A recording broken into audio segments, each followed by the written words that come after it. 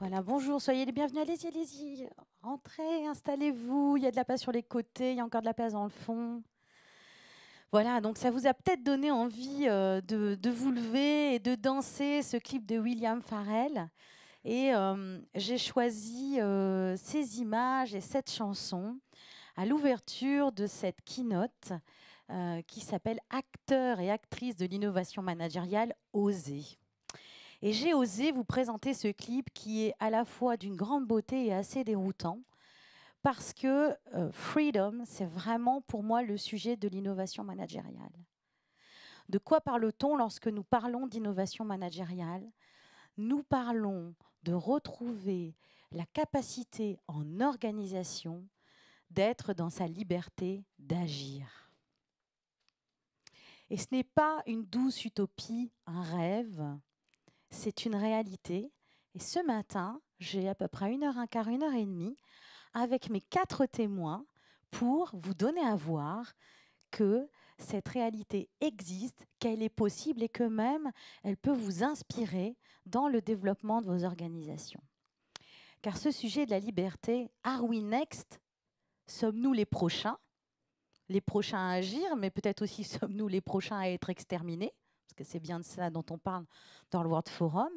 Eh bien, moi j'ai envie de dire, êtes-vous, sommes-nous les prochains à agir pour ce monde dont on rêve et qui soit autrement? Alors, l'invitation dans cette keynote, c'est de vraiment être dans une keynote innovation managériale qui se vit en innovation managériale. Et je vais vous présenter dans quelques instants notre petit programme de ce jour et cette invitation pour cette matinée. Merci à toutes et tous d'être là à 9 h du matin, frais, énergisés pour accueillir ces propos. Je suis Mélanie Vermersch, facilitatrice en intelligence collective. J'accompagne des transformations d'organisation depuis près d'une dizaine d'années. Je fais ça à partir de la CCI au sein du Design Lab, qui est un laboratoire d'émergence collaborative et créative. Et nous portons, avec d'autres, un projet qui s'appelle la Fabrique du changement. Et voilà, récemment, peut-être certains d'entre vous ont pu y venir. On était 400 à s'énergiser autour des pratiques inspirantes d'innovation managériale. Je tiens aussi à saluer tous les internautes qui sont avec nous à distance, puisque cette conférence se donne en présentiel et en streaming et fera l'objet d'un replay. Alors, l'invitation pour ce matin, c'est d'être dans l'innovation managériale. Il s'agira de renverser la pyramide, puisque rechercher de la liberté dans les organisations, c'est vraiment soulager cette pyramide qui a eu son usage et son intérêt à un moment donné, mais qui maintenant a fait son temps et qui est invitée à prendre une nouvelle forme. En projet d'innovation managériale, nous le savons bien, il faut commencer par apprendre à se connaître et se reconnaître.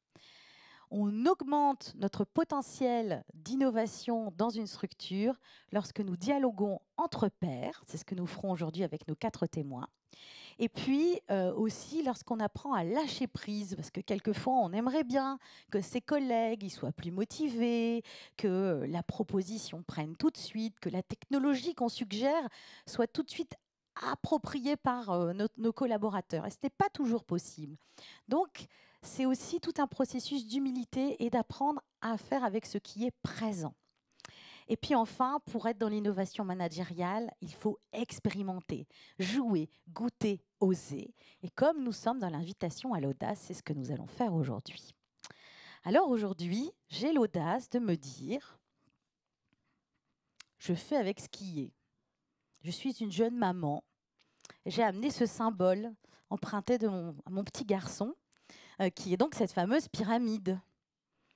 Et on a des pyramides maintenant qui commencent à devenir comme ça des cercles qui s'agrègent les uns aux autres. Et ces cercles, c'est vraiment l'encouragement à l'intelligence collective. Alors pour démarrer ce matin, vous voyez, je suis toute seule, il n'y a pas de témoins sur le pupitre. Ils sont dans le public parce que ce sont des acteurs d'innovation managériale comme vous. Alors j'ai envie de faire un petit temps de connaissance ce matin pour démarrer cette keynote. Et donc je renverse la pyramide. Voilà. Technique. Voilà, c'est fait. On l'a renversée pour 1 heure et demie ensemble et on va la reconstituer tout au long de cette conférence. Alors, aujourd'hui, j'ai envie de dire, vous êtes venus sur le sujet de l'audace. Allez-vous oser lever le bras à mes 3 propositions? J'aimerais bien savoir qui est avec nous ce matin. Est-ce qu'on a des étudiants et des étudiantes? Ouais, pas mal, pas mal. Ah oui, chouette. Top. Est-ce qu'on a des managers, des chefs de projet, des acteurs de l'innovation entreprise? Ouais, oui. Oh, allez-y, vous êtes des courageux là. Voilà. Merci. Est-ce qu'on a des chefs d'entreprise et des dirigeants, des dirigeantes? Oui, d'accord. Qu'est-ce que j'ai oublié? Ah, est-ce qu'on a des curieux qui ont envie d'explorer? Pas de curieux. Ah oui, si, quand même. Ah, super. Ouais, quand même. Est-ce que j'ai des confrères et des consoeurs qui sont dans la salle, des coachs? Voilà, j'ai ma collègue Dalila, des coachs, des consultants, des formateurs. Chouette. Voilà, on a un beau petit public. Donc, je suis super contente parce qu'on a aussi principalement des étudiants et des étudiantes. Et voilà, j'espère en 7h30 vous convaincre que le monde des organisations bouge. Et ça bouge de tous les côtés. Deuxième élément que j'ai envie de savoir un peu, c'est quoi l'énergie de cette salle? Est-ce qu'on a des gens qui se sentent bleus ce matin? Bleu, c'est la couleur du calme, voilà, de la conscience, lenteur. Ouais, ok, super, on a des bleus. Est-ce qu'on a des rouges? Alors, rouge à paillettes, hein, on y va. C'est énergie à fond, j'ai pris un petit déj de dingue, j'ai envie de savoir. Voilà. Est-ce qu'on a des oranges? Voilà, énergie entre le rouge et le jaune. Voilà, orange, c'est la couleur des émotions, de la création. Chouette. Est-ce qu'on a des verts? World Forum, on a des verts quand même. Ouais, ouais, ouais, voilà. Donc vert, la couleur de la Terre, la planète, et puis aussi l'énergie qu'on donne aux autres. Est-ce qu'on a des jaunes? Rayons de soleil, créativité, innovation. Ouais, chouette. Puis après, on a ceux qui n'ont peut-être pas levé le bras et qui ne sont pas encore prêts, qui émergent tranquillement. Soyez tous et toutes les bienvenus. Bien. Après, je me dis, est-ce que dans la salle, on a des praticiens de l'innovation managériale? Genre des super chevronnés. Là, levez-vous un peu qu'on voit ceux qui pratiquent régulièrement. Est-ce que vous voulez bien vous lever là? Ouais, voilà. Ok, super. Merci. pour ça. Est-ce qu'on a des gens qui démarrent l'innovation managériale? Ouais, merci. Courageux. Est-ce qu'on a des gens qui sont entre les deux? Ouais. Et puis à nouveau, est-ce qu'on a des curieux qui s'interrogent? Ouais, super. Merci.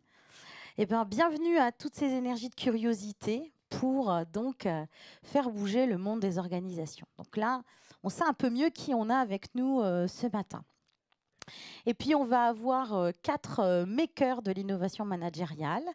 Vous allez voir, je vous ai prévu un bel éventail de témoignages.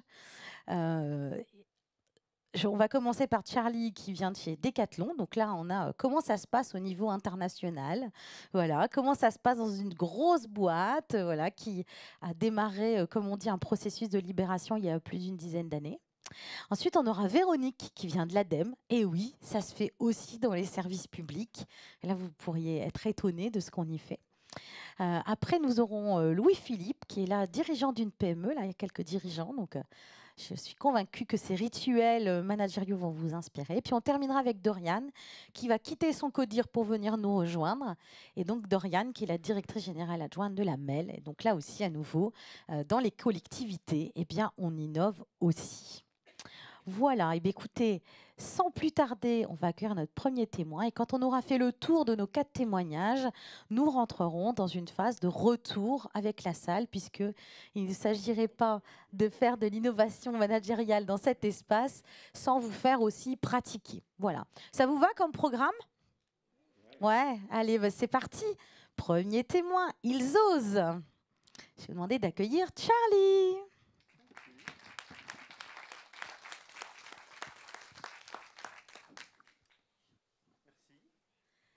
Alors, Charlie, tu es mon témoin bleu. Alors, je vais te demander de te mettre là pour la caméra. Voilà, le micro arrive.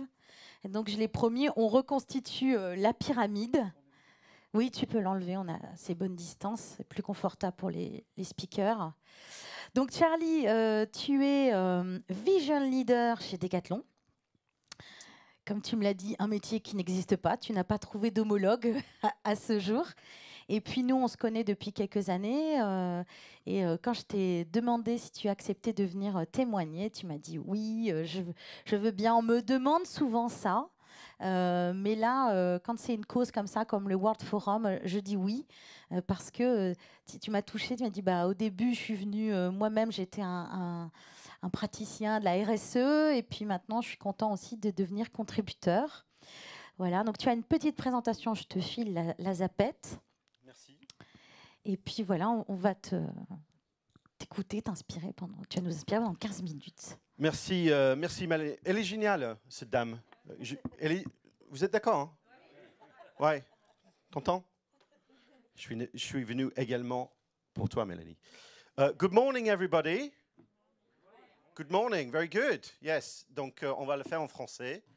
Mais il va falloir me pardonner pour toutes les fautes de français que je vais faire. Let's see if this works. It does work. Alors, donc, je travaille chez Decathlon. En fait, non. Je travaille pour mes enfants, mais Decathlon, ils sont d'accord pour me payer. Ils sont cool, hein, je précise, hein, parce que c'est comme ça que je vois les choses depuis une belle paire d'années. Moi, je ne travaille pas depuis 15 ans. Je vis. Alors, la vision. Donc, en effet, je suis Leader Vision chez Decathlon. C'est quoi ce truc? Bon, je travaille dans l'intelligence collective. Et non seulement de l'intelligence collective, mais de l'intelligence collective globale et massive. Et donc, si vous pensez qu'on ne peut pas faire de l'intelligence collective au-delà de 50 000 personnes, si on le fait avec, je trouve, les résultats assez intéressants qu'on va partager avec vous ce matin, avec deux ou trois petites histoires également. La vision chez Decathlon, on l'a toujours fait collectivement. Donc, c'est quelque chose qui est dans le DNA des Decathlon. Je pense que, pour la plupart, vous connaissez Decathlon. Ouais. Je ne suis pas là pour vendre le truc. Hein. Mais juste pour mettre un peu de contexte, Decathlon est commencé ici, à Lille, en 1976. Donc, on a 45 ans. Et on est parti d'un magasin en Anglo au nord-ouest de Lille. Et aujourd'hui, on est 100 000 collaborateurs, 1720 magasins, soixantaine de pays. Donc, c'est devenu assez grand. Et aussi, on vend nos propres produits. On conçoit et on fabrique et on vend nos propres produits. Et donc, depuis toujours, Michel Leclerc, nos fondateurs, il voulait qu'on fasse une vision à 10 ans. Vision à 10 ans. Il faut avoir une vision qui est claire là où on va y aller, qui va être un peu floue. Ce n'est pas bien grave. Tous les jours, un nouveau de ligne de départ. C'est important de savoir où on va y aller pour ensuite partir les stratégies de 5 ans. Et puis, les plans d'action à 2 ans qui vont arriver, ce qui est le plus important pour n'importe quel projet, que les femmes et les hommes soient dans un projet qui est motivant. Ça, c'est classique. Hein. Bon, là, vous connaissez, vous êtes dans les entreprises ou ailleurs. Et par contre, il y avait un petit souci chez moi. C'était la manière qu'on faisait et aussi le temps d'échelle. Parce qu'il est quand même 2021. Moi, je vais revenir un coup, si c'est possible. Alors, chez Decathlon, et comme beaucoup d'organisations, la vision, c'était un peu, c'est quoi Decathlon en 10 ans? Et je me suis dit, on s'en fout un peu de ça. Mais on a toujours fait comme ça. En 2016, nous faisons une exercice d'intelligence collective massif. Il y a 37 000 collaborateurs qui ont participé. À peu près la moitié de l'époque, qui est plutôt impressionnant. Et quand on voit les chiffres, on dit, waouh, quelle énergie, c'est génial. Oui, en effet. 5 axes sont coécrits avec les collaborateurs. Et puis, 2 de ces 5 axes, c'est des axes CSR, qui n'existaient pas avant. Heureusement, d'ailleurs, on a fait RSE. Bon. Et donc, il y a un grand axe environnemental, un grand axe sociétal. Très bien. Sauf que j'observais 3 problèmes avec ça. Le premier, c'était un peu égocentrique, tout ça. C'est un peu, OK, 37 000, mais 37 000 personnes qui ont un contrat dans la même entreprise, qui sont embauchées par les mêmes valeurs et qui ne sont pas forcément représentatifs du monde dans lequel on évolue. Première chose. Le deuxième, c'est que même si on avait fait cet exercice d'intelligence collective massif, finalement, après, je me suis dit, les gens, ils ne bougent pas trop, en fait. C'était bizarre. Pourquoi on a écrit ça, on a pris le temps, l'énergie, des ressources, pendant des mois, de faire ce genre de truc. Et puis, what's next? Not much. Bon, il y avait des belles choses, mais quand même. Il y a une troisième chose qui m'a surpris. Et ça, c'était le désalignement entre les gens. Vous voyez ça en Collective Intelligence? On fait des ateliers, les gens y viennent, café post-it. Moi, je kiffe. Merci Mélanie et tous ceux qui font. Et puis, qu'est-ce que j'ai devant moi? J'ai des collaborateurs qui se vident. Ils sortent les rêves, les expressions, tout ce qu'ils veulent faire dans l'avenir. Et puis, le lendemain, rien. Ils reviennent dans le quotidien. Okay, ça m'intéressait beaucoup. Donc là, c'est plus un problème de collective intelligence, c'est une question de pourquoi on ne bouge pas. On a perdu les slide deck, mais ça va revenir, je suis sûr. C'était le vide. Tu as dit, voilà, c'est le vide. Ouais, c'était très bien vu, Régie. C'était le vide. Tout est là. Hein. Bon, je ne vais pas dire que c'était la vide totale, mais je me suis dit, mais vous venez, vous dites, moi je veux ça. Et le lendemain, vous faites l'opposé. Interesting. J'ai rencontré 3 femmes formidables. Peut-être ils sont là. Audrey, Axel et Stéphanie, qui travaillent chez Decathlon en interne. Il y avait un magnifique espace de coworking autour de l'innovation qui s'appelait Alive, au siège de Decathlon Campus. Et je suis allé voir ces femmes-là et j'explique, autant que Vision Leader, parce que je suis nommé en 2018 pour mener ce projet. Derrière parenthèse, le Vision chez Decathlon, c'est la responsabilité du PDG. Mais il décide, entreprise libérée, de déléguer totalement l'exercice à tout le monde. Et il participe comme un autre. C'est un détail qui est très important, de posture. Et donc, il prend un leader pour mener l'exercice dans 6 mois. Et ces 3 femmes me disent, mais Charlie, connais-tu pas le U-Theory, la théorie U? Je dis, non, va en Allemagne, il va te former. Donc, j'y vais en Allemagne, je vais me former. Et je reviens avec une énorme envie, c'est de continuer le processus de vision, mais simplement en l'ouvrant à tout le monde. En ouvrant à tout le monde. Ça se peut que pour certains d'entre vous, ça paraît normal, mais je peux vous dire, dans une entreprise assez traditionnelle, avec une forte culture de 40 ans, ce n'est pas si simple de s'ouvrir. Mais finalement, pour moi, ça ne faisait pas sens. Decathlon, on existe grâce à vous. On existe à Lille parce qu'il y a des Lillois, parce qu'il y a des consommateurs, parce qu'il y a des enfants, parce qu'il y a des hôpitaux. On existe dans un agglo. Si on s'en va demain, si on quitte l'agglo de Angers, les gens angevins, ils vont vivre, il n'y a pas de problème. Nous, on a besoin d'eux. Donc, il me paraissait important qu'on les intègre dans l'exercice. Oui, parce que quand tu dis à tout le monde, tu parles des collaborateurs et aussi à l'extérieur. Hein. C'est vraiment un exercice que tu ouvres aussi aux citoyens, aux consommateurs. Voilà, c'est vraiment all. Tout à fait. Et justement, sans filtre, sans exception. Alors là, ça a commencé en interne. Des gens de RH, IT, juridique, mais attention, si tu fais ça, ils vont savoir les idées qu'on va sortir. Justement, ça sera chouette, non? C'est l'idée de Open Collective Intelligence. Mais en fait, j'ai dû prendre la décision seul, finalement. Bon, j'avais plein de gens qui kiffaient l'idée et disent, bon, vas-y, ça sera fun. Mais j'ai dû prendre cette responsabilité moi-même. Je vais aller voir le DG et j'explique le truc, parce que je suis anglais, je l'explique bien le truc 3 fois, en anglais, en français, tu sais, je vais ouvrir ça, n'importe qui peut venir, même le concurrent. Et parce que c'est un gars qui a une belle vision, qui comprend le monde de demain, il dit, vas-y, faites-le. Mais en interne, ce n'était pas si simple. On va copier des idées. Mais sur Twitter, on va nous détester, on va nous ridiculiser. Bon, ce n'est pas eu lieu. On l'a fait quand même, donc on a ouvert le process de vision. Mais le sens de l'histoire, c'est en fait, qu'est-ce que ça donnait. Juste un mot sur le process. Donc, ça a commencé en juillet 2019 avec Community Creation. Communitizing, je l'appelle, c'est un mélange entre community building et communication. Pendant 3 mois, j'ai dit, voilà ce qu'on va faire, voilà ce qu'on va faire, voilà ce qu'on va faire. On a 70 pays et 100 000 collaborateurs, donc il fallait que je construise un réseau avec les gens qui vont dans les pays pour déployer le process. Le process qui était bien bâti sur le Theory U.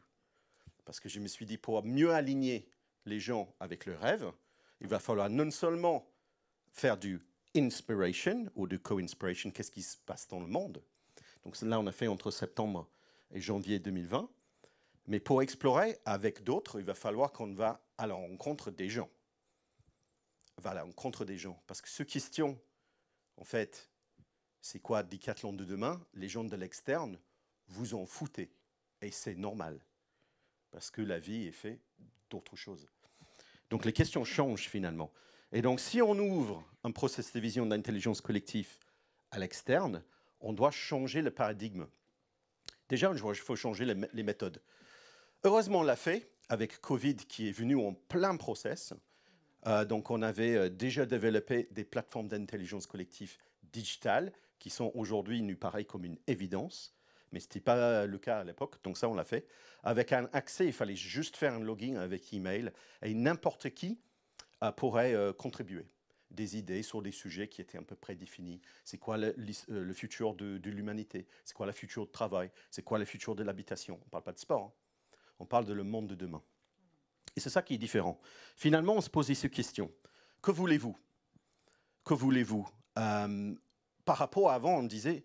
mais qu'est-ce qu'on veut faire nous? C'est quoi Decathlon? Qu'est-ce qu'on veut faire nous? Et là, on a décidé de demander, mais c'est quoi le monde de demain?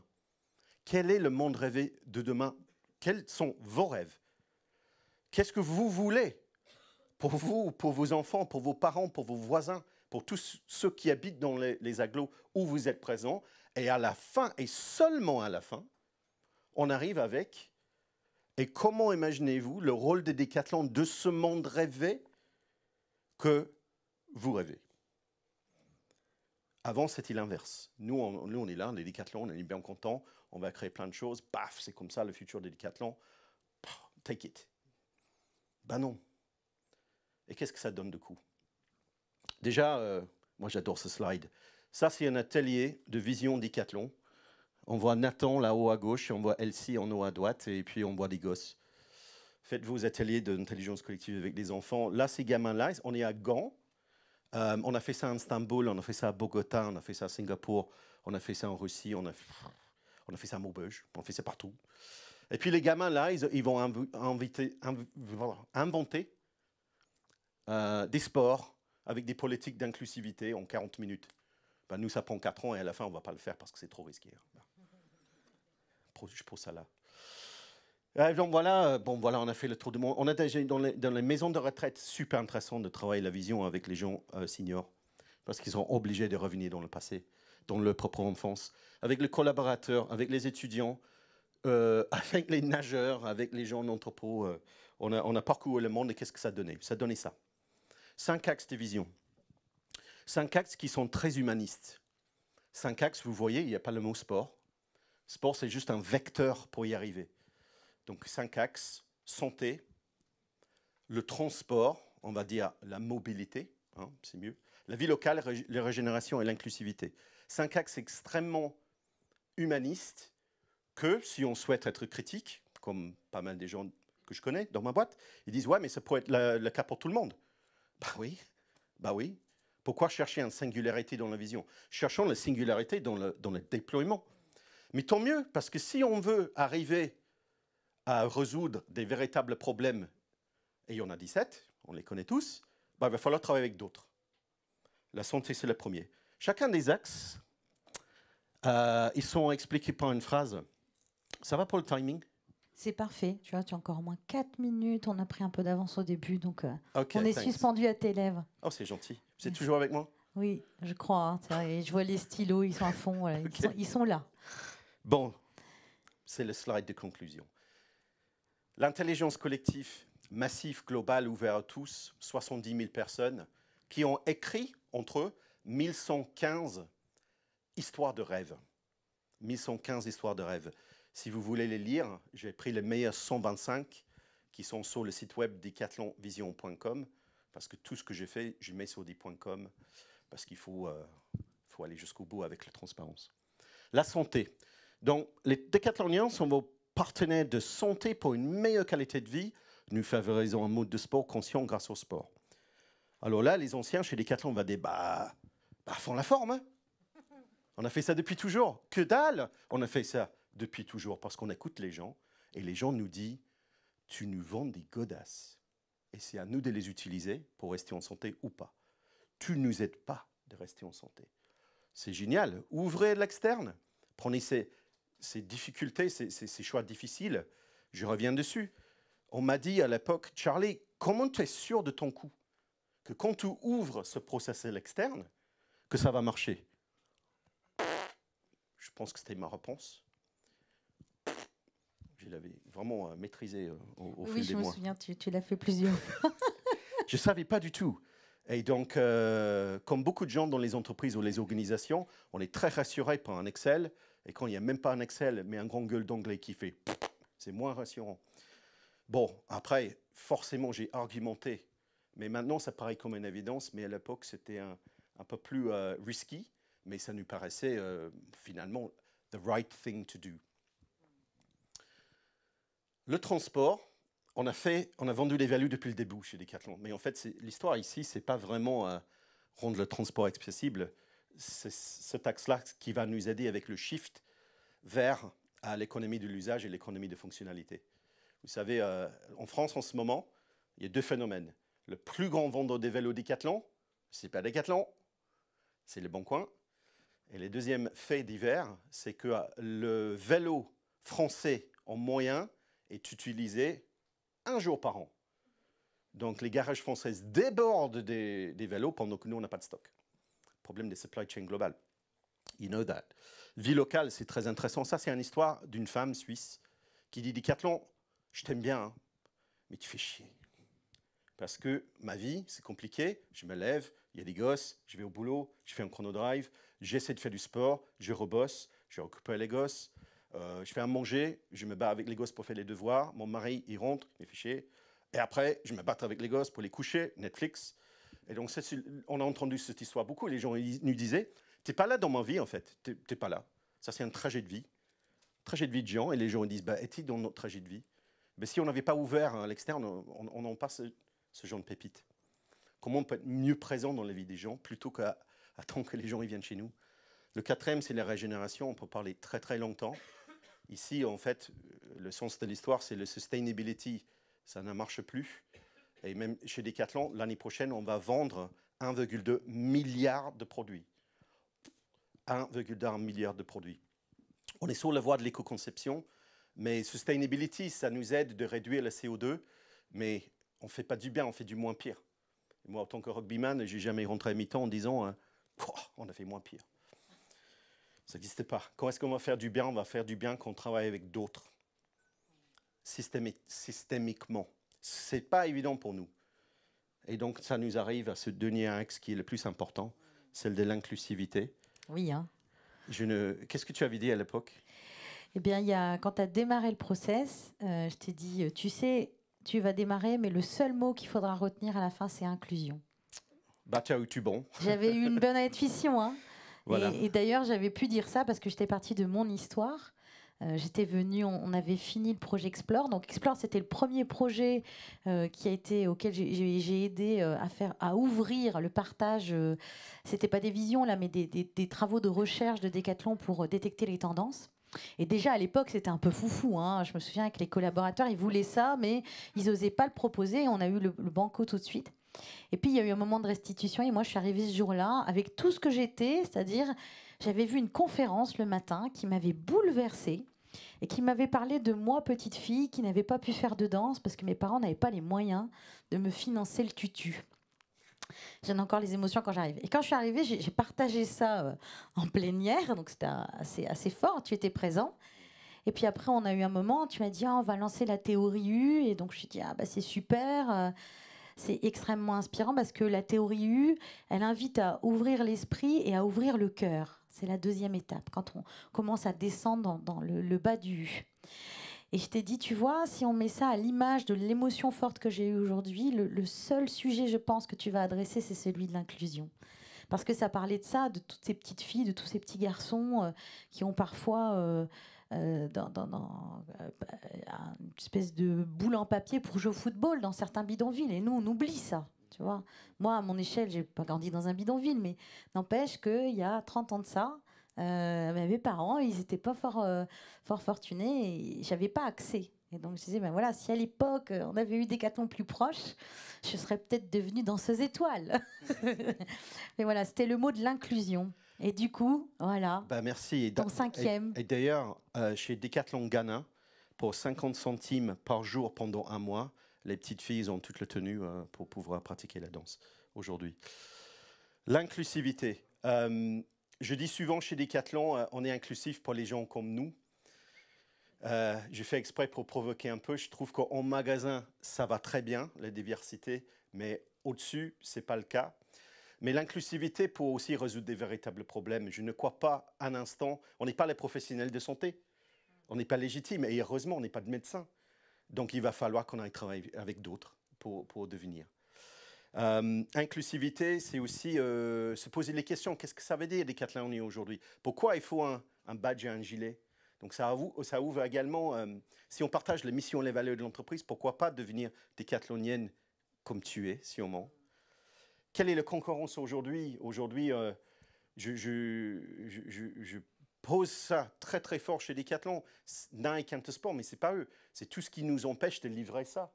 Ça pourrait être le malbouffe, ça pourrait être le fake news. IKEA, Zoom, c'est plus un concurrent pour moi que Nike et Adidas. Et justement, et si ces concurrents, les joueurs d'hier, les players d'hier, les concurrents d'hier, c'est plutôt les alliés pour demain. Parce que les problèmes qui nous pondent sur le nez, c'est les problèmes pour nous tous. Et c'est seulement ensemble qu'on va les résoudre. Voilà ce que j'avais à partager. Vous pouvez découvrir plus sur decathlon.com. Tout n'est pas rose, tout n'est pas parfait. Si vous allez dans un magasin de Decathlon aujourd'hui, vous allez dire, bah, tiens, c'est un peu différent. Ça va prendre un peu de temps. Parce que là, on a vraiment changé les shifts. On n'est pas dans l'innovation dans le sport. On n'est pas sur aller courir plus vite. On n'est pas sur rendre ce t-shirt moins cher. On est sur les véritables axes, je pense, humanistes, grâce à une simple décision d'ouvrir un process qui date de 40 ans, ouvert à tous. C'est assez simple, finalement. Merci beaucoup, Charlie. Voilà, je pense qu'on peut l'applaudir parce que c'est vraiment un super cadeau de t'avoir avec nous ce matin. Et ouais, vraiment, je vous accompagne depuis 4-5 ans et je vois le parcours d'ouverture. Et c'est vrai que ce n'est pas neuf pour Decathlon de faire de l'innovation managériale. Vous en faites quand même déjà depuis plus d'une dizaine d'années.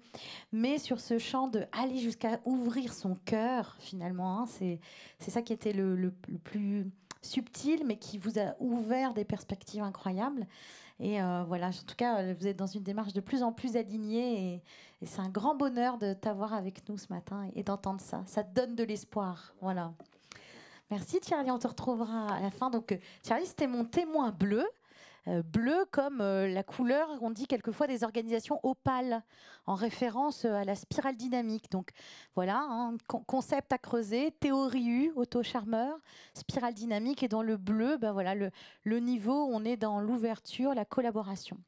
Alors maintenant, je vais inviter mon deuxième témoin, qui est mon témoin vert ce matin, Véronique.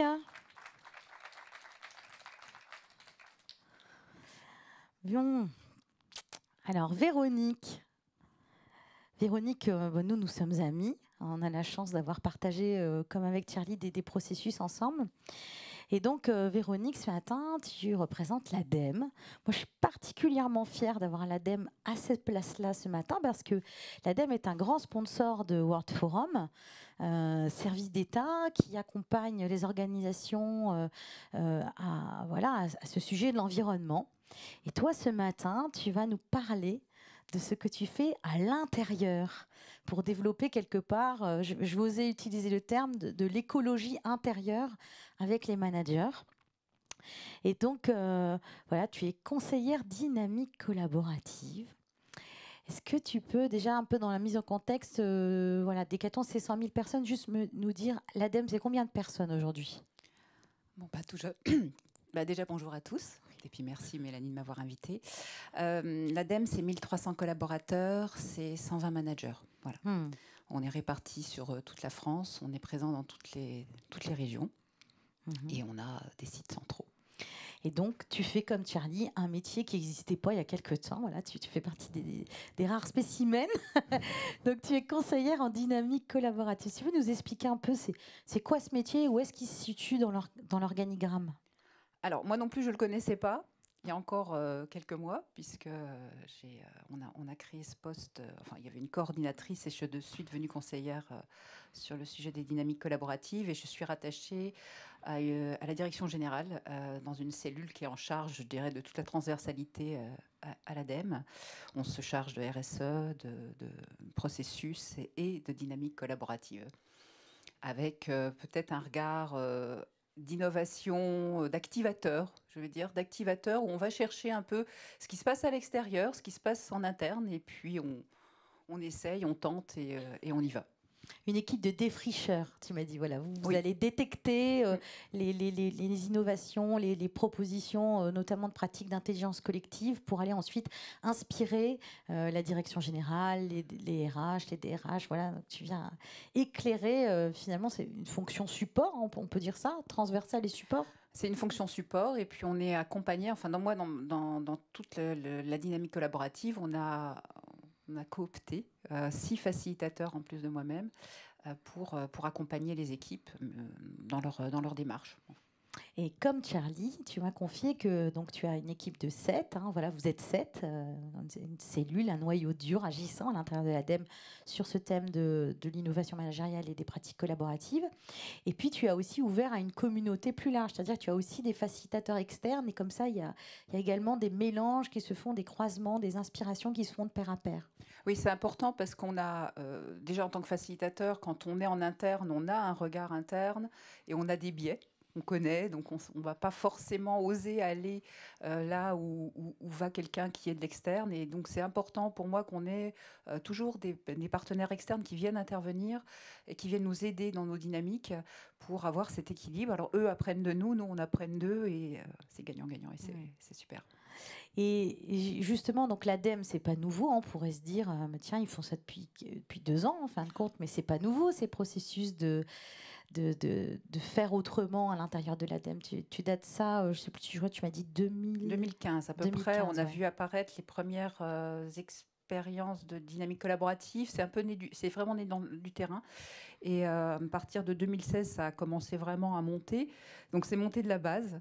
De besoins qui sont arrivés et avec des propositions d'accompagnement externe. Et puis, c'est devenu, même moi j'ai du mal à me souvenir, mais c'est devenu vers 2017, c'est devenu aussi, ça fait partie du projet de transformation de l'entreprise, l'axe intelligence collective. Et puis, ça a pris. Pendant 4 ans, on a, avec la collègue qui me était là avant moi, on a monté ensemble des projets et petit à petit, et maintenant on vient nous chercher. On n'a pas besoin vraiment de faire de communication, on vient vraiment nous chercher pour accompagner. Et donc, dans ces accompagnements, toi, tu as une carte particulière que j'avais envie de souligner aujourd'hui. Justement, je parle de carte. Donc, tu pratiques intelligence collective quand même depuis un petit moment. Et justement, ces pratiques, elles t'ont ouvert petit à petit à une dimension dont on ne parlait pas ou peu, et encore moins peut-être à l'ADEME, qui est justement la carte des émotions. Voilà. Alors, qu'est-ce que tu peux nous dire de ça? De comment? Alors, toi, j'ai noté, tu m'as dit, ce n'est pas nouveau qu'on cultive l'intelligence collective, mais ce que je fais monter en puissance, c'est l'intelligence émotionnelle pour grandir et faire grandir les managers. C'est très beau ce que j'ai dit. Oui, c'est très beau. C'est pour ça que je l'ai noté. Alors, en effet, d'ailleurs, ça me met en joie. Rien que de parler d'émotions, ça me met en joie. Donc ça, c'est chouette. Voilà, vous avez des cartes ici. Vous pourrez les voir après si vous voulez. C'est des cartes qui sont utilisées en CNV aussi sur les émotions. Communication non violente. Voilà. C'est une technique de relation à l'autre. Voilà. Avec savoir poser les émotions, parce qu'on a un peu oublié ce que c'était que les émotions. On n'arrive pas parfois à mettre de mots dessus, en fait. Donc, c'est intéressant d'avoir des cartes pour le faire.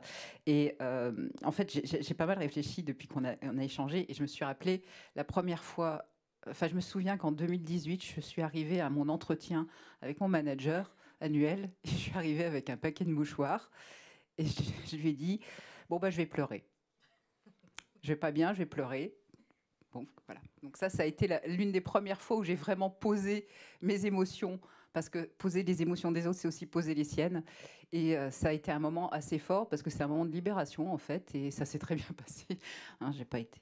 voilà, ça s'est très, très bien passé. Tu es toujours là. Je suis toujours là, et je suis bien là où je suis. Donc ça veut dire aussi quelque chose.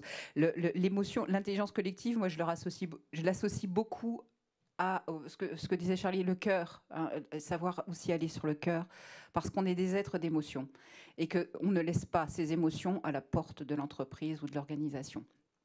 Enfin, moi, ça semble évident maintenant, mais c'est en effet quelque chose que l'on a du mal à mettre dans les organisations. Et donc, du coup, j'ai amené petit à petit, au fil des ateliers que je menais avec des managers, comme d'ailleurs avec des collaborateurs, cette notion de quand on a envie de répondre absolument, il y a de fortes chances que ça soit lié à une émotion. Et il y a encore quelques années, ils commencent à avoir l'habitude avec moi, mais il y a 3 ans, quand j'avais un groupe de directeurs et que je leur dis, vous savez que vos réactions, ça vient de vos émotions. Là, généralement, j'ai un blanc. Et ça fait travailler et ça fait avancer. Et ça donne plus d'humanité, en fait, parce qu'on est des êtres humains. Et donc, c'est ces petits pas que j'ai fait au fil des ateliers que j'ai pu mener, de ramener à l'émotion, de ramener chacun à son émotion. Et aussi, de ramener aussi et de déposer au centre pour pouvoir faire comprendre dans quel état on arrive.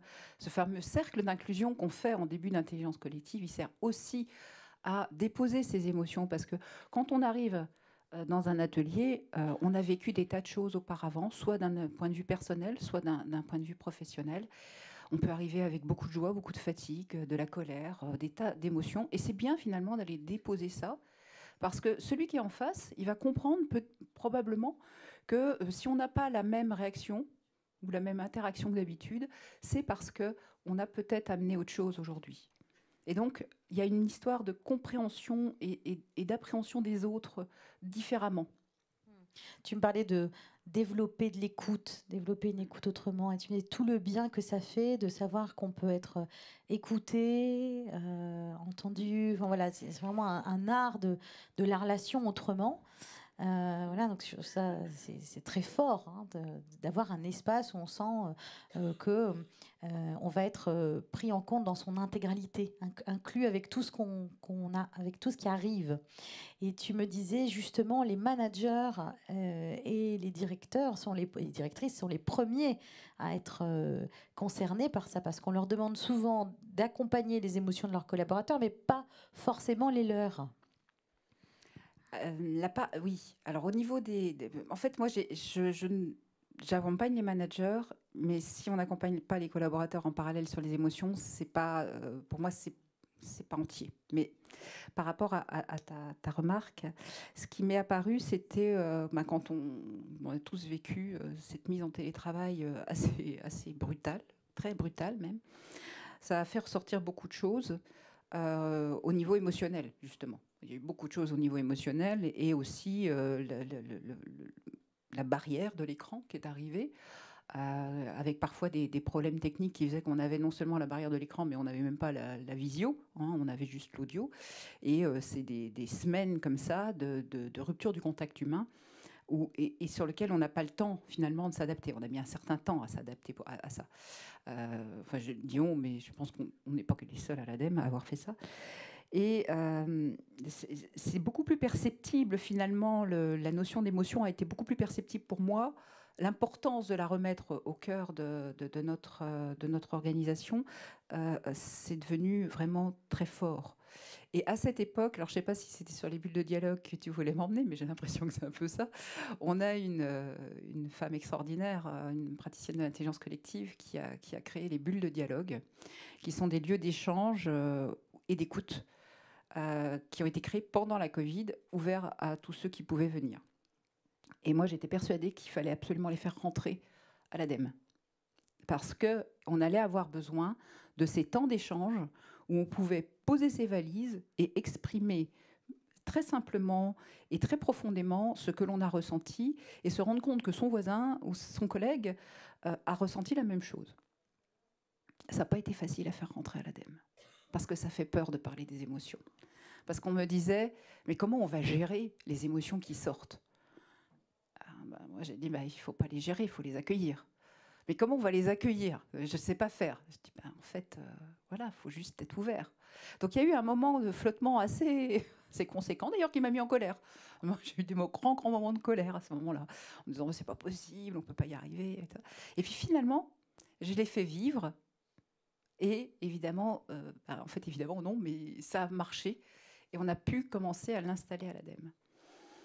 Et ces moments de dialogue, donc on a commencé, je me souviens le jour d'un bug informatique, donc c'était assez extraordinaire. On était en Zoom, les collaborateurs étaient en Zoom sur leur téléphone pour pouvoir participer absolument à cette bulle de dialogue qu'on avait fait sur qu'est-ce que j'ai vécu pendant toute cette période. C'est pas anodin d'exprimer ses émotions là-dessus. Et quand on parlait d'écoute, dans ces bulles de dialogue, en fait, il y a des tours de parole avec une écoute complète.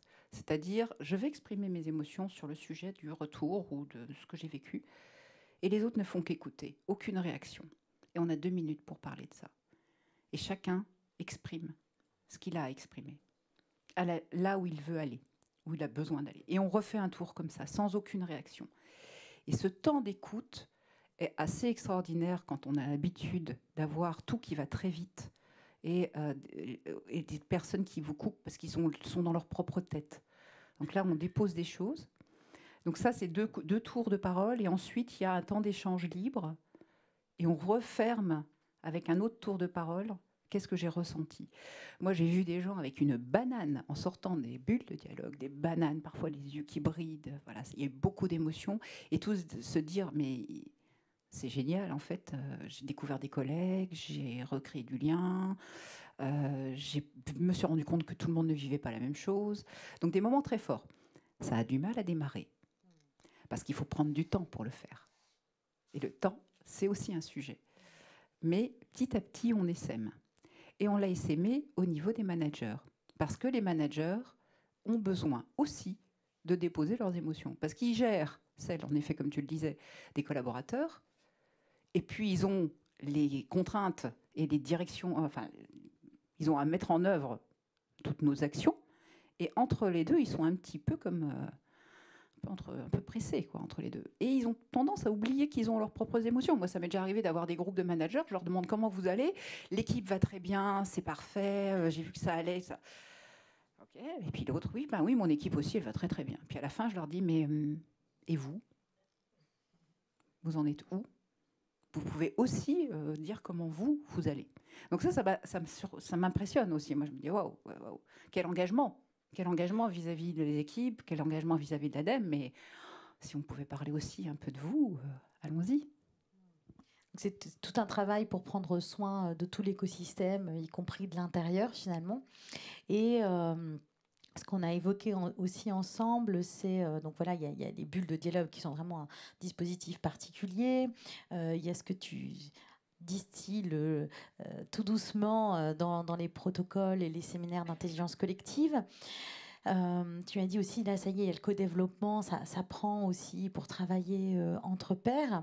Et puis, quand on a échangé ensemble, tu m'as aussi dit, mais bon, parfois, il y a quand même des résistances. Voilà.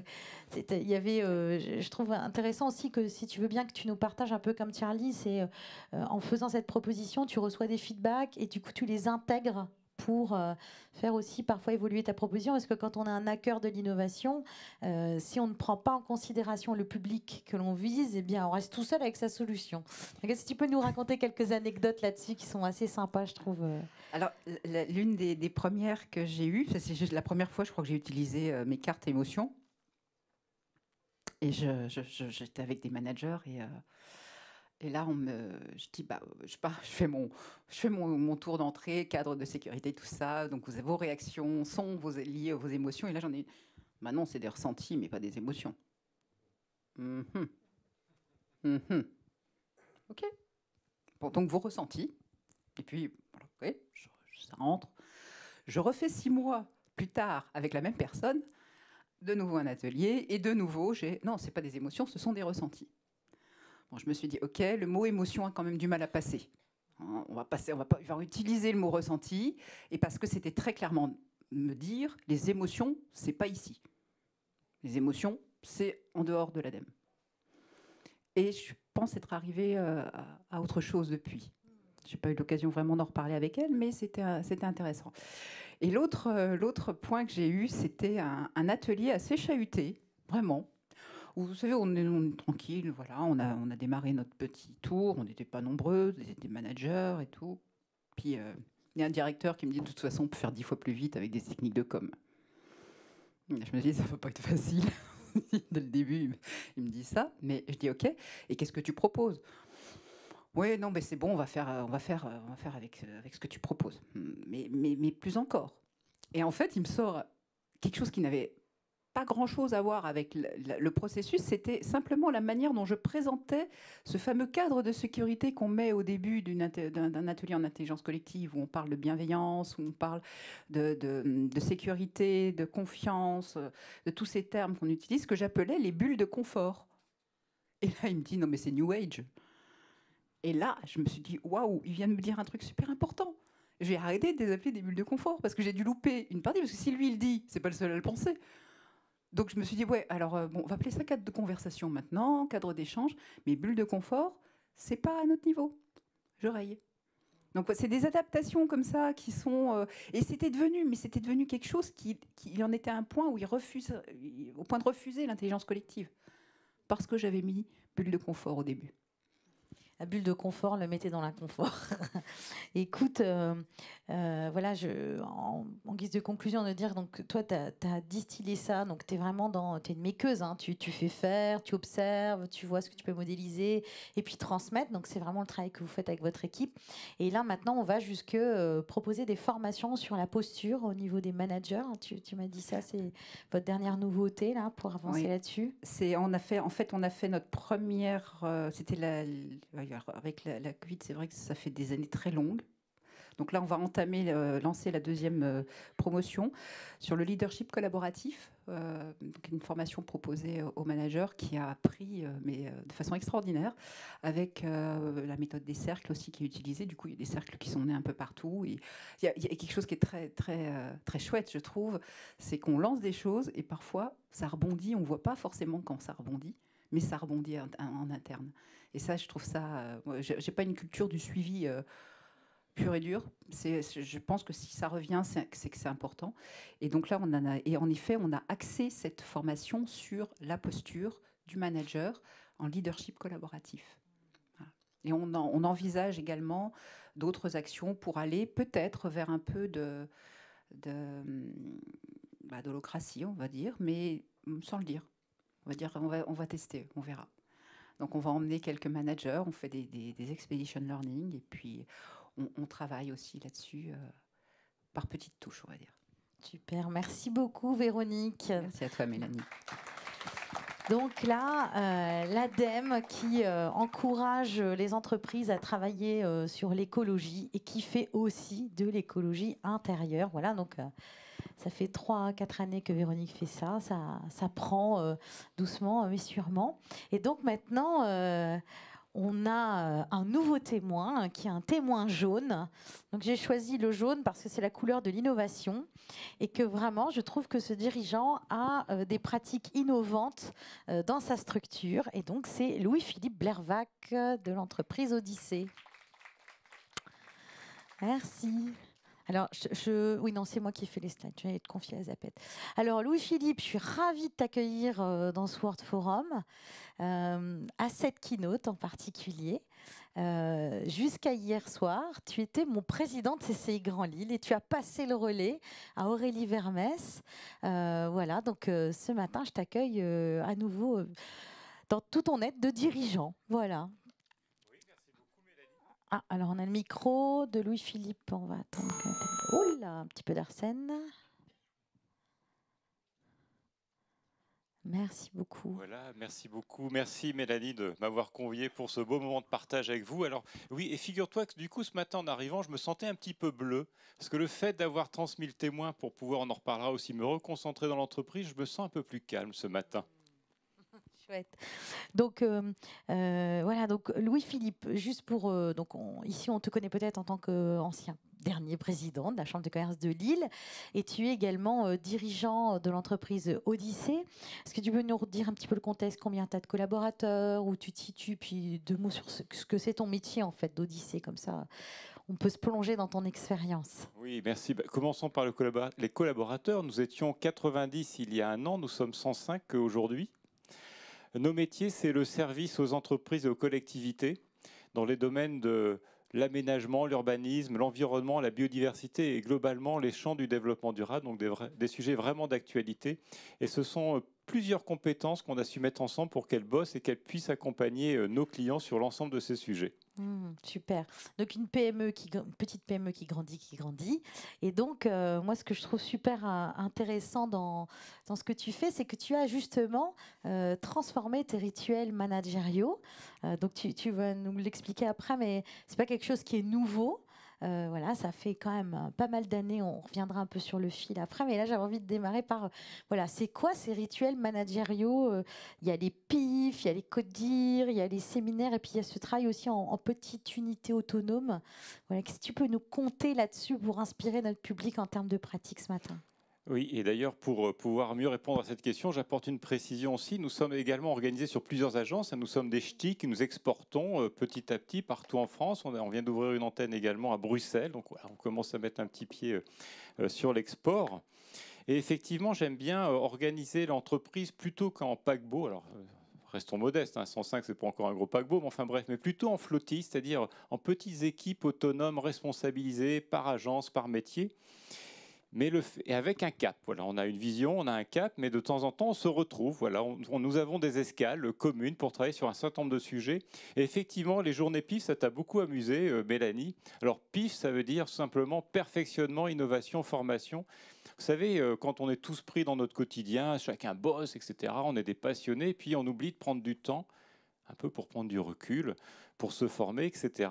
Et donc, un an à l'avance, là, on vient de faire notre calendrier 2022, on bloque sur nos agendas 3 fois 2 jours, voilà, régulièrement sur l'année. Et ce sont 2 jours où on n'a pas le droit de prendre de rendez-vous, etc. On doit rester disponible de manière à pouvoir organiser à discrétion des collaborateurs qui peuvent proposer ce qu'ils souhaitent, des managers, des temps d'ateliers collectifs, des temps de formation, des temps de perfectionnement, des temps de retour d'expérience, effectivement des temps de mise en commun et de formation. Et si on ne les bloque pas à l'avance, en fait, on est toujours en train de galoper et on n'y arrive pas. Puis bien sûr, mais ça c'est vraiment du grand classique, des temps pour se retrouver en séminaire, alors avec l'ensemble des managers, c'est ce qu'on appelle le CDS. D'ailleurs, on en a fait un chez toi, Mélanie, avec Mélanie et puis Dalila, qui est dans la salle, et qui nous a animé un super séminaire pour nous aider à avancer sur ce sujet du co-design, tous ensemble, partager. C'était un moment très fort. Et tu as aussi fait évoluer tes CODIR. Voilà, c'est envie que tu nous parles de, si tu veux bien, voilà, de ce que tu me disais avant le CODIR, c'était une fois tous les, et puis finalement, tu as fait évoluer sur des bulles plus petites pour... voilà.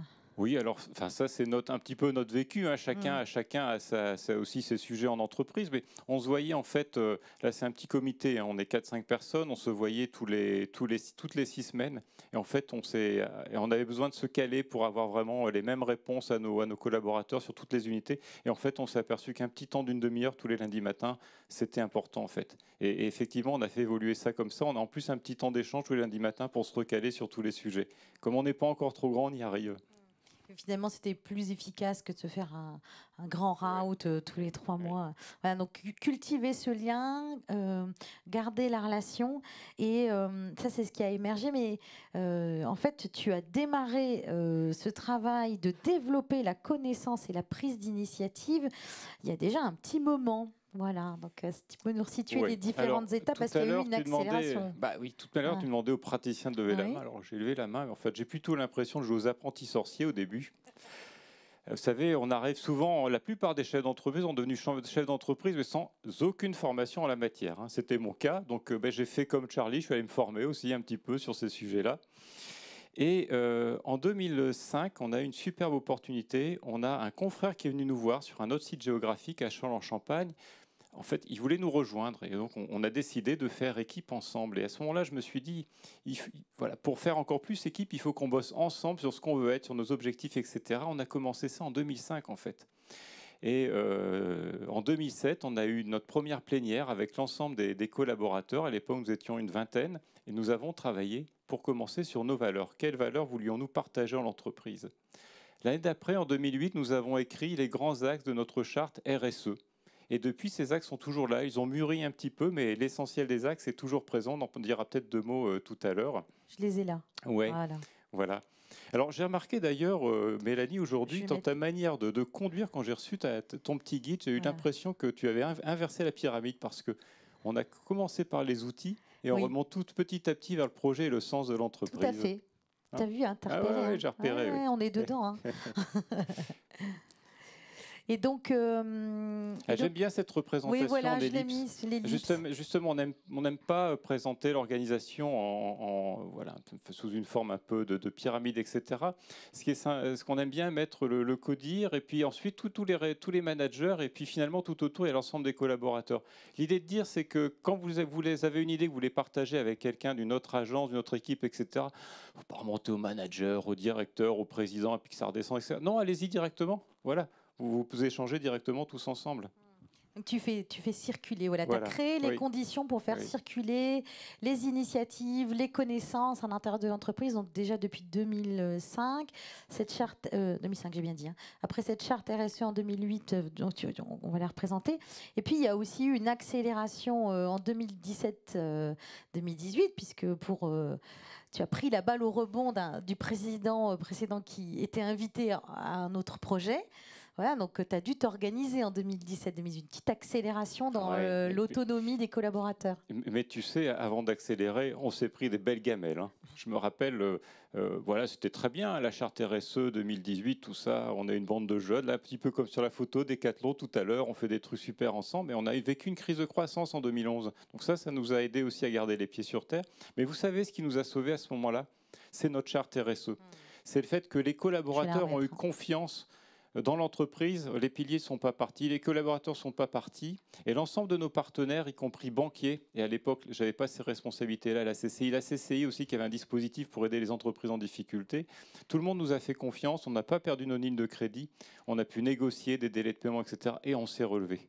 Et on s'est relevé. Et ça nous a rendu encore plus forts. On a progressé. 2014-2015, à nouveau une petite période un petit peu compliquée. Et régulièrement, nous écrivons nos plans de développement. C'est dans ce que présentait Charlie tout à l'heure, hein, c'est le fameux les axes, là, le plan d'action sur 2 ans. On fait ça effectivement tous les 3 ans. Et donc 2015-2018, on avait un plan de développement. Ensuite 2018-2020. Et puis voilà, ça repart et vraiment pas mal. Et puis j'étais élu, hein, j'étais au bureau de la CCI Grand Lille. À ce moment-là, j'ai l'occasion de candidater à la présidence de la CCI Grand Lille, puisque le président précédent avait démissionné pour d'autres fonctions, Cheria Norpin, qui était devenu président du MEDEF Lille Métropole. Et je me suis dit, tiens, mon entreprise est suffisamment mature, là on l'a bien organisée, on est très clair dans notre plan de développement jusqu'en 2021. Et elle était structurée pour fonctionner à 80-90 personnes. Allez, c'est parti, je lâche encore plus. Alors là, je ne sais pas si je dois bien le prendre ou mal le prendre, mais les résultats n'ont jamais été aussi bons que depuis que je suis beaucoup moins dans l'entreprise. Moi, j'adore ça. Je trouve ça fascinant. À chaque fois que tu le racontes, je suis très touchée, à la fois parce qu'on a déjà entendu ça de grands inspirants comme Jean-François Zobrist et d'autres PME qui ont libéré, hein, voilà, qui ont été dans le champ de la libération. Et quand dit finalement, à partir du moment où le patron il travaille le cap et puis qu'ensuite il crée les conditions pour que les collaborateurs puissent être autonomes, il y a quelque chose de fort qui se crée et qui finalement développe encore plus l'entreprise en même temps que les êtres. Et en même temps, c'est extrêmement courageux de dire, allez, c'est mon bébé, quelque part, je le lâche, quoi. Donc, chaque fois que tu racontes ça, je trouve ça extrêmement touchant et émouvant. Et de se dire que ça ne s'est pas fait du jour au lendemain, quoi. Voilà, on sent bien qu'il y a eu tout un cheminement. Tu as cultivé un terreau fertile qui permet ces conditions de l'autonomie, de l'initiative, de la créativité. Voilà. Ben oui, et je me suis dit, finalement, nous avons été créatifs. Créatifs comment? En fait, créer le C de la confiance. On a su cultiver effectivement cet esprit de confiance réciproque, hein, vraiment dans tout cet écosystème qu'est notre entreprise. Responsabilité, responsabilisation, comment responsabiliser ces petites équipes. Et pour ça, il faut leur donner de l'autonomie. Donc cultiver à la fois la responsabilisation et l'autonomie, sans oublier bien sûr l'esprit d'équipe. Donc la confiance, la responsabilisation, l'autonomie. Et ensuite, la prise d'initiative, encourager la prise d'initiative. Donc, si vous faites un petit jeu avec tous ces lettres, ça fait créative. Voilà, c'est vraiment ce qu'on a essayé de faire tout au long de ces développements de l'entreprise. Et je me retrouve très bien avec ton introduction tout à l'heure, la liberté d'agir. Et cette liberté, Justement, tu m'avais dit, enfin, tu m'as confié que tu avais été touché par un intervenant qu'on a fait venir ici pendant ta mandature, qui est Michael Dandrieux. Et Michael Dandrieux, il nous a fait le show pendant 2 heures sur le thème du vide.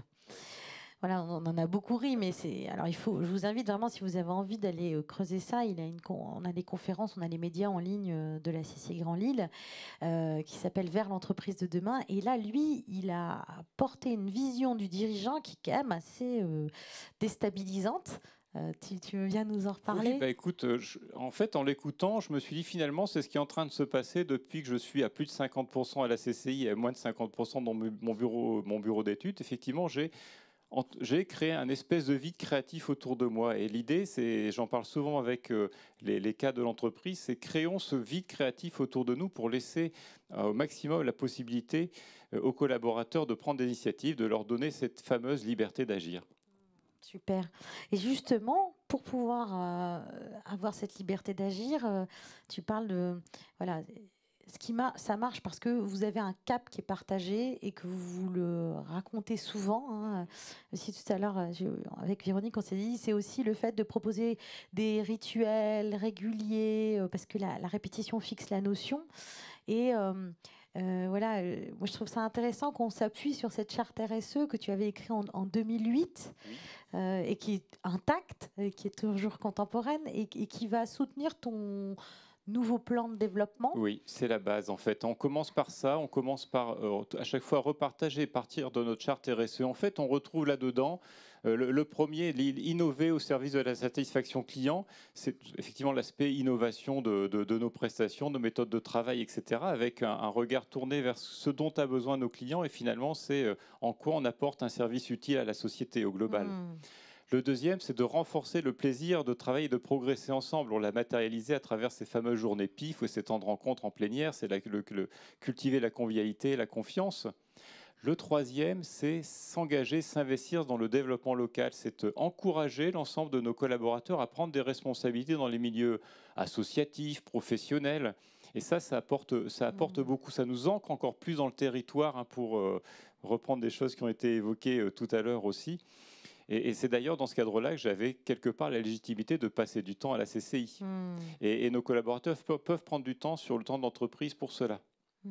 Le quatrième axe, c'est l'axe environnemental, c'est la réduction de notre empreinte écologique. Comment est-ce qu'on se pose toujours les questions pour améliorer ce point-là? Parce que même dans notre activité, on a des conséquences, notamment via la mobilité. Et enfin, partager nos résultats. Ça donne aussi beaucoup de sens. On va peut-être en reparler. Oui, justement. Ça, c'est un autre coup de cœur que j'ai quand j'ai eu la chance de découvrir tes méthodes. C'est justement les plénières. Donc, c'est vraiment, voilà, on l'entend, hein, il y a des rendez-vous précis, reconduit tacitement. On sait qu'il y a ces points de repère-là. Donc, on a notre cap qui est les 5 piliers de la charte RSE et les projets de développement sur la période concernée. Et puis, après, on a d'autres points de repère qui sont les rendez-vous qu'on se donne et on sait, voilà. Ça me rappelle, au tout début, j'étais consultante. J'étais allée dans une entreprise et puis je disais, ben voilà, mais qu'est-ce que vous aimez faire dans votre boîte? C'est une grosse industrie. Et puis, les collaborateurs me disaient, bon, on ne nous pose jamais la question, mais écoutez, nous, ce qu'on adore, c'est le barbecue. Une fois par an, on a le barbecue. Et ce barbecue, ça tenait l'équipe toute l'année. C'est-à-dire quand ils avaient des moments de creux, ils se rappelaient le barbecue. Et parce que c'était vraiment quelque chose que tous les collaborateurs préparaient ensemble, etc. Et donc, là, toi, c'est pas le barbecue, c'est la plénière. Voilà, donc là c'est la 2019. C'est la dernière parce qu'après, c'était la crise sanitaire, donc oui, c'est compliqué. Mais nous allons nous retrouver les 3 et 4 février 2022. Ouais. Et donc, dans cette plénière, il y a un moment particulièrement savoureux où, justement, inspiré notamment de la permaculture, vous partagez les surplus. Un moment avec beaucoup d'émotions d'ailleurs, mais peut-être avant ça, juste une petite précision, j'en profite. Nous allons associer à notre prochaine plénière le 3 février un temps qui sera que nous appelons les rencontres entreprises territoire développement durable. En fait, nous partageons avec l'ensemble de notre réseau des connaissances sur des sujets d'actualité liés au développement durable. Et donc là, nous aurons un zoom sur la biodiversité, comment agir concrètement pour la biodiversité, et un zoom sur comment se repérer dans l'ensemble des référentiels de RSE. Alors, si vous suivez un peu nos actualités Odyssée, vous verrez passer les invitations et vous êtes naturellement toutes et tous bienvenus le 3 février. Et donc, toi, c'est comme Charlie, tu es dans les pattes Décathlon, là, dans 30 ans. Vous serez 100 000, hein, parce que je repère, c'est marrant, je repère, je pense que Charlie, tu le vois aussi, d'ailleurs, je ne suis peut-être pas la seule, mais en fait, il y a des similitudes entre la manière dont tu es dirigeant d'Odyssée, la manière dont Michel Abaléard de chez Décathlon agit, lui aussi fait du vide créatif, voilà, et puis là, tu ouvres, quand tu fais ça, tu ouvres à ton écosystème, donc voilà, je suis très inspirant. Je vais prendre un autographe tout de suite pour la suite. Que j'aurai une autre vision, un peu comme l'Inquisition.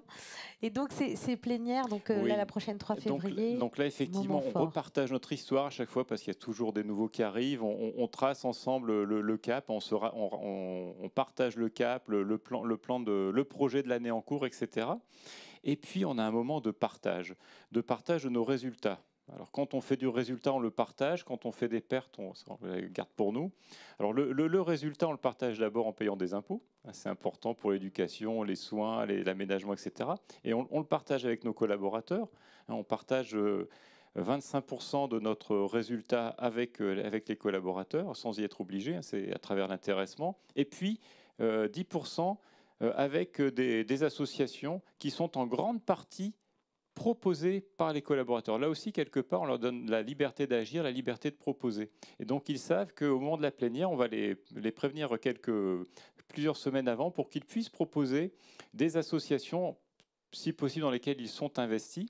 Et donc, ils proposent des associations, ils votent ensuite. Moi, je ne m'occupe pas de ça. Donc, voilà, la responsable RSE avec sa petite équipe, qui organise tout ça avec toutes les agences. Et ils vont voter. Et puis, le jour de la plénière, on va remettre des chèques aux collaborateurs qui ont proposé l'association. Et ces collaborateurs pourront remettre ce chèque à l'association qu'ils ont eu envie de soutenir. Et souvent, il y a quelques larmes à ce moment-là, parce que bien souvent, ils ont un lien particulier avec une association. C'est vraiment quelque chose de très fort, parce que l'association les a aidés dans des situations difficiles ou parce qu'ils se sont vraiment investis dans l'association. Voilà.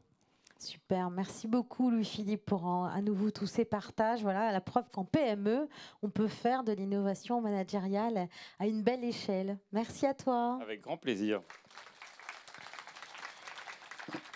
Alors, eh bien, dans l'innovation, parfois, enfin, vous l'avez compris, on s'adapte en permanence. Et là, ce matin, j'ai un petit souci parce que je pense que Dorian n'a pas pu nous rejoindre.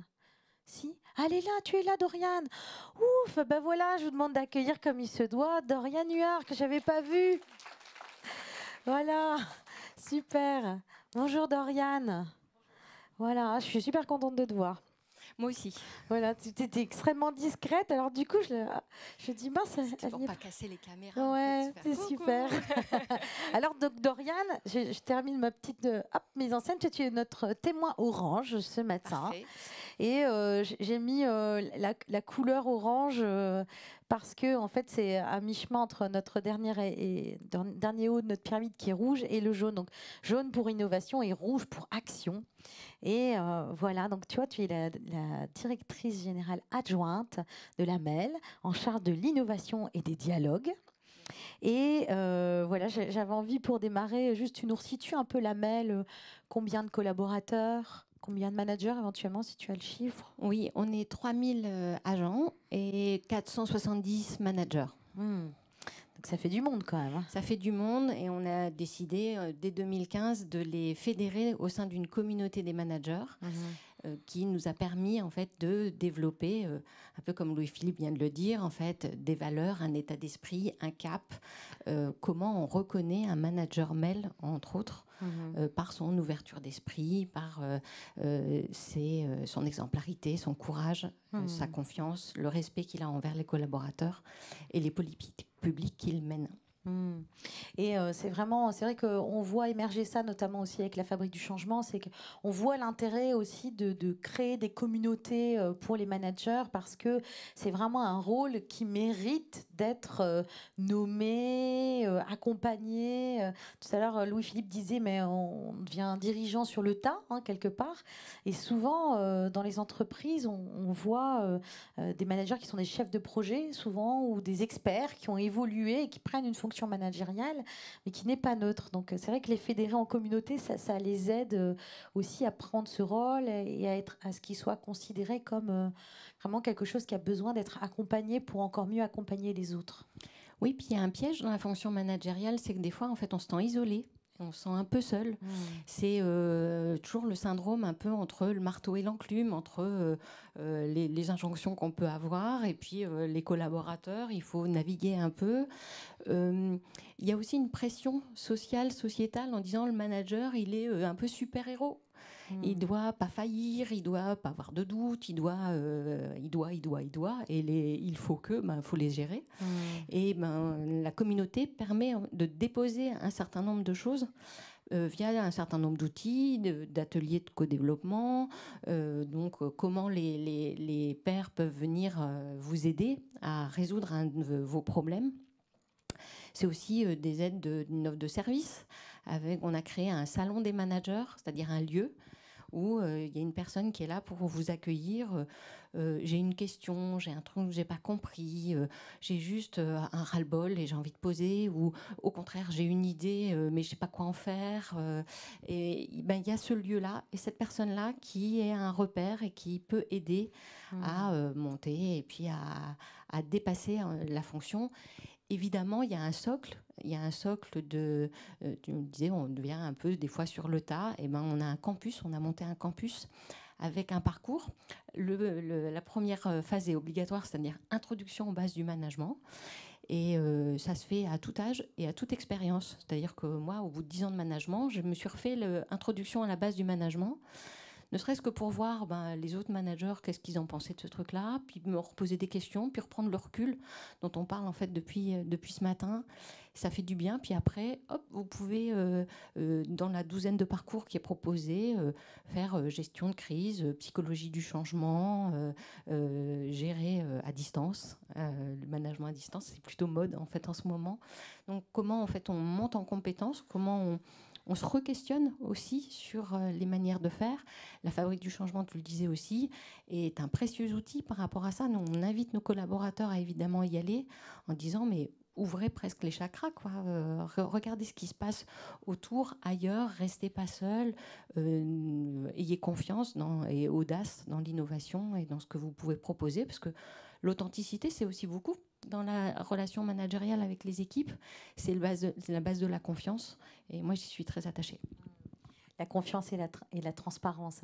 C'est vraiment ton credo et c'est ce qui te permet d'accompagner comme ça une aussi grande communauté managériale et de voir se diffuser ces principes d'un management plus authentique, plus en écoute.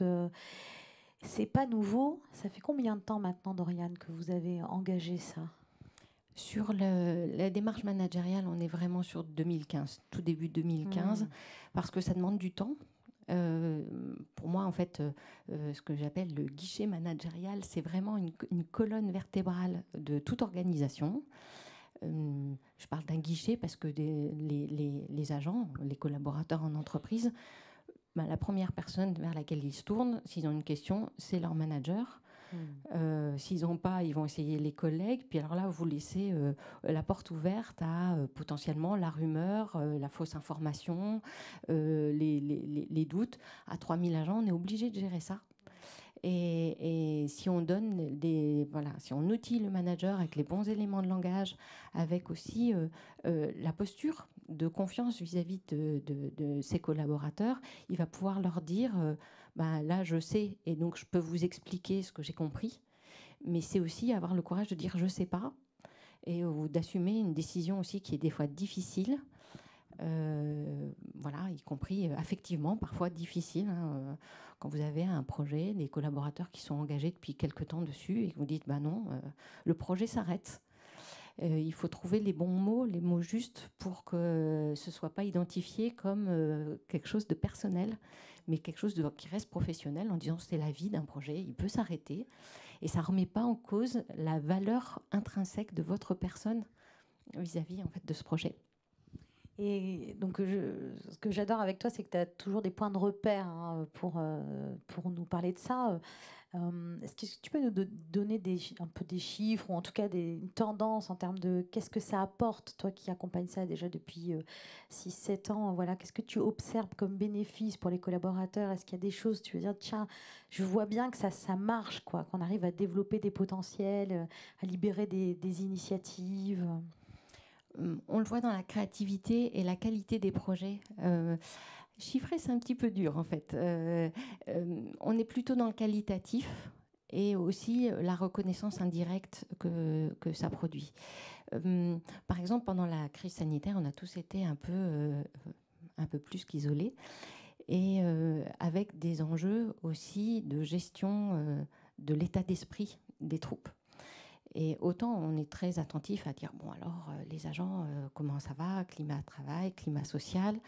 Et évidemment, on pose la question à leur manager. Mais nous, on s'est dit aussi, on va leur poser la question aux managers. Un peu comme Véronique avec ses émotions. Nous, par vague de confinement, on en appelait un tiers individuellement par téléphone, juste pour leur demander comment ça va. Et ça paraît tout bête, c'est un investissement en temps, hein, évidemment, mais c'est un investissement qui vous donne déjà une état d'esprit de l'ambiance générale et qui apporte en fait beaucoup de reconnaissance aussi aux managers en disant « Oh bah tiens, on se préoccupe de comment je vais ». Et ça a un effet très bénéfique sur la reconnaissance professionnelle, l'investissement dans les projets. S'il ne va pas bien, ça nous permet aussi de gérer les choses. Hein. On a aussi une vigilance particulière sur les risques psychosociaux comme tout le monde. Et c'est extrêmement précieux. Je parlais d'un investissement en temps, mais le retour sur investissement est extrêmement positif.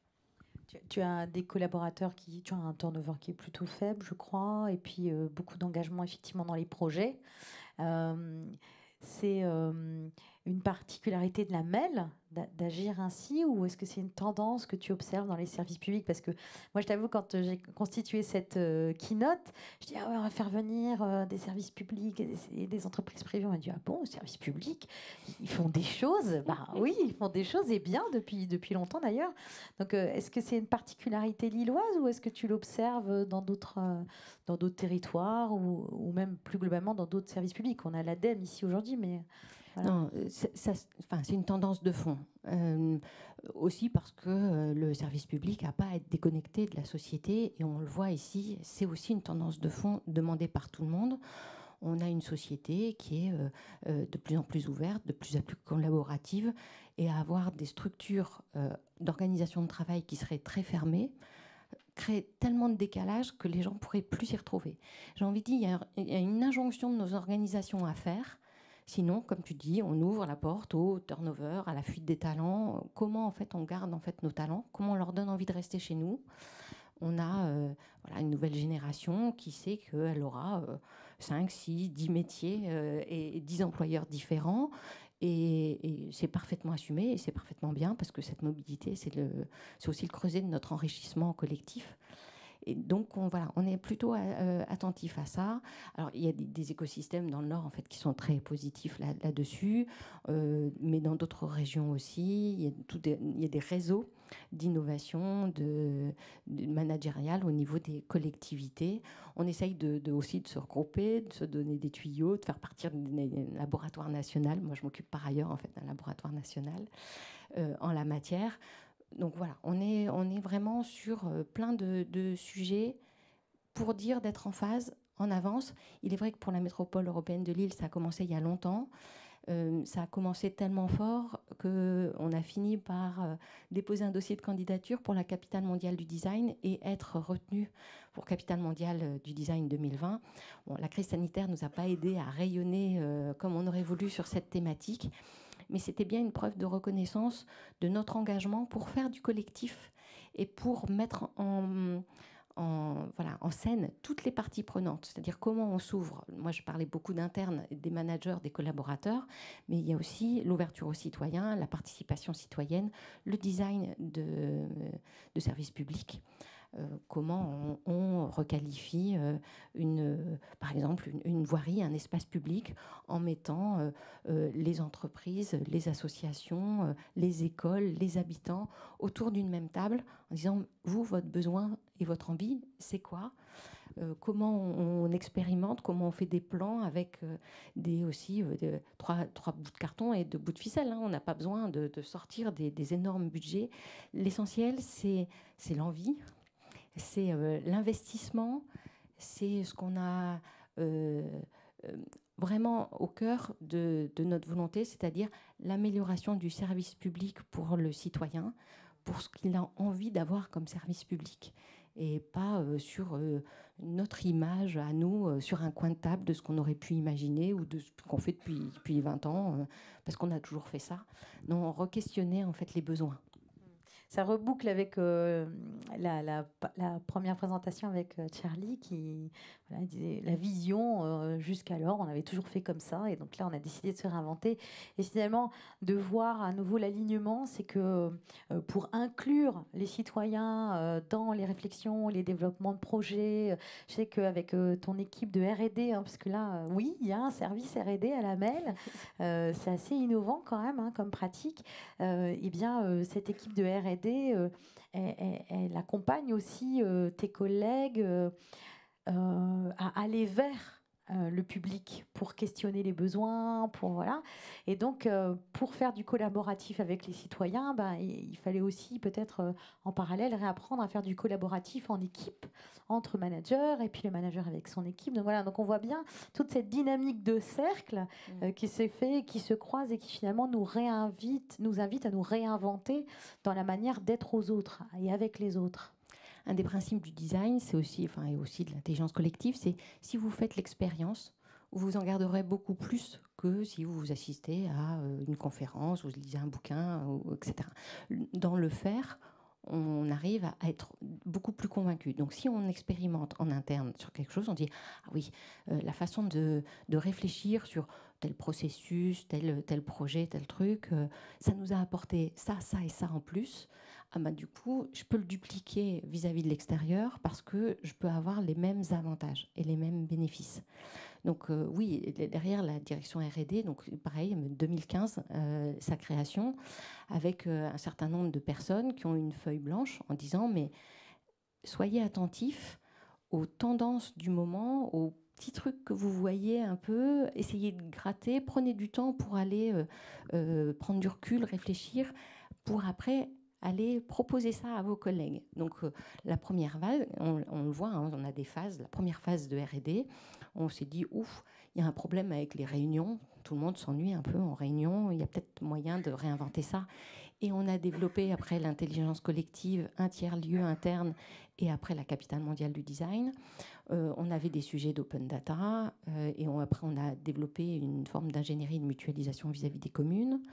On a pris plein de petits sujets. Aujourd'hui, on est sur l'intelligence artificielle. Bon, c'est pas parce qu'on est une administration que ça va passer à côté. Il n'y a pas de raison. On est entouré de ça.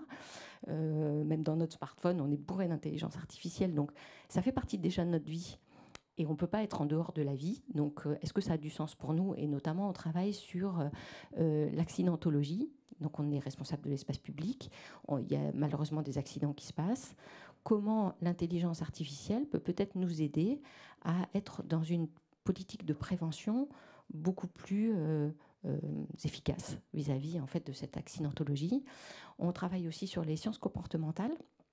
Et là, ça rejoint aussi mon alignement interne en disant comment j'outille mes managers dans mon campus ou dans les pratiques à comprendre les sciences comportementales, les neurosciences, et les faire potentiellement appliquer dans une logique de bienveillance vis-à-vis de leurs collaborateurs. Est-ce que ça a du sens? On a aussi un regard sociologique en fait là-dessus, mais toujours dans une logique très opérationnelle. On n'est pas hors sol. C'est-à-dire pondre un rapport de 80 pages sur un sujet, c'est vraiment pas la logique d'R&D. On est vraiment sur de la recherche et du développement très opérationnel au service de nos politiques publiques. Eh ben, on restera là-dessus, sur rester dans le vivant avec ce management et aussi cette manière d'inspirer l'interne comme l'externe sur ce monde de futurs émergents. Merci beaucoup. Merci. Doriane. Bien. Alors, on arrive au terme de cette keynote. Et voilà, Doriane nous a partagé une invitation à expérimenter.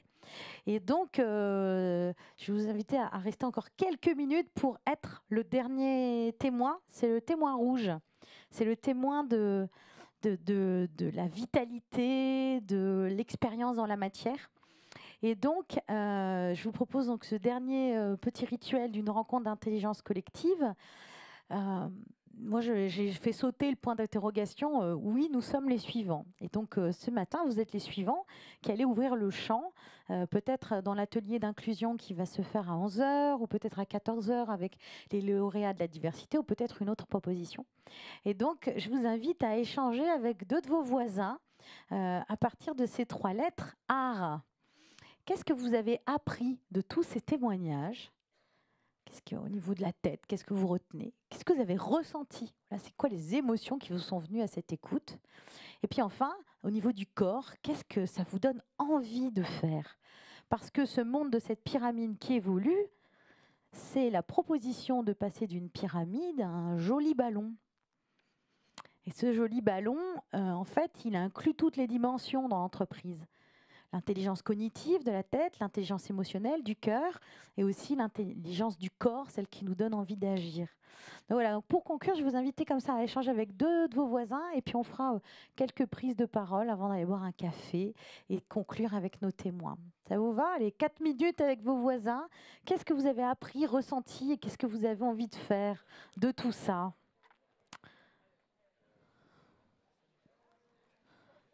Osez, hein, vous êtes des acteurs de l'innovation, osez à la rencontre des autres.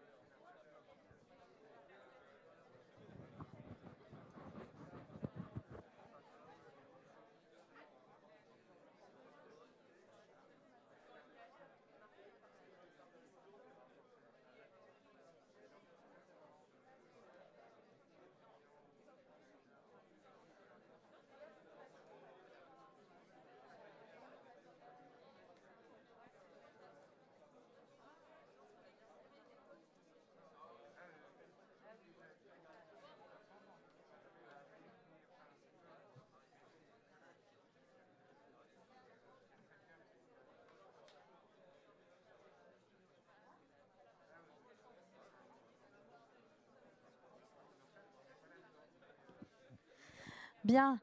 Alors, je vais vous proposer de partager un petit mot.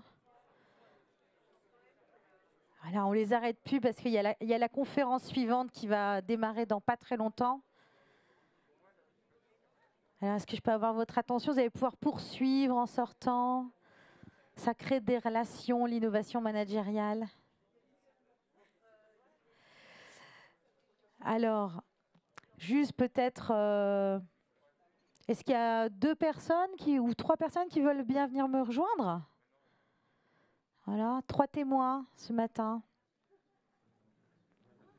3 personnes et 1 personne ou 2 personnes. Juste une peut-être. Voilà, super. Les 2, ça sera 2. Voilà, venez là, hop, un de chaque côté. Voilà le micro. Bah, juste pour dire un mot de voilà, avec votre partenaire de ce matin, avec votre échange entre pairs. Voilà, juste un mot sur qu'est-ce que vous avez appris, ressenti, qu'est-ce que ça vous donne envie de faire cette rencontre. Alors, succinctement, parce qu'il y a la conférence qui arrive. L'envie et le ressenti d'être acteur, puisque bon, moi j'ai créé une société dans ce but, et donc je me sens bien à ma place. Je me suis dit ce matin en entrant à la porte, j'ai envie de contribuer. Eh bien, voilà. Après, c'est vrai que j'ai été intéressé par l'entreprise de Louis-Philippe, parce qu'il y a la dimension, bon, il n'a pas tellement parlé de son activité, mais l'organisation, c'est très intéressant. Et au service donc, de la planète. Voilà, j'ai mon cœur qui chante un peu. Super, puisque merci mon prochain album va s'appeler À l'envers. Donc voilà. Super, merci Christophe. Et toi? Moi, donc Jean. Jean. Alors, moi aussi, je suis un créateur d'entreprise en cours. Et donc, j'étais très sensible. Alors, il y a 2 choses qui étaient sensibles. Avec ma collègue, avec qui on a discuté, on a d'abord parlé émotion. Donc l'émotion, faire revenir l'émotion, la prendre en compte. Donc ça, c'était un premier point. Moi, ce qui m'avait beaucoup plus touché, c'était le témoignage de Charlie, en particulier. Alors les autres étaient très bien, mais ce qui m'a touché, c'est vraiment celui de Charlie, c'est celui d'ouvrir finalement, ne pas être resté sur l'écosystème de l'entreprise, mais l'ouvrir beaucoup plus largement. Et là, en fait, le champ des possibles est incroyable. Et moi, ça m'a beaucoup touché parce que je suis en pleine création et ça me fait voir les choses de manière très différente et qui me correspondent beaucoup plus. Voilà. Super, merci beaucoup Jean, merci beaucoup Christophe. Merci à nos témoins. Et puis, on vous souhaite toutes et tous un excellent World Forum pour cette 15e édition et à très bientôt.